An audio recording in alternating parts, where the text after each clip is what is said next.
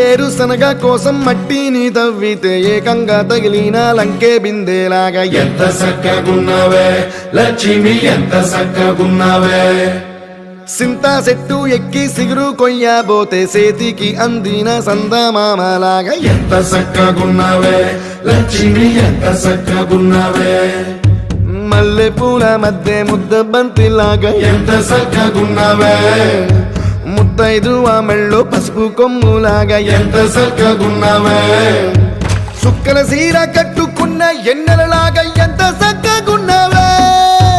ఏరుశనగ కోసం మట్టిని తవ్వితే ఏకంగా తగిలిన లంకే బిందేలాగా ఎంత సక్కగున్నవే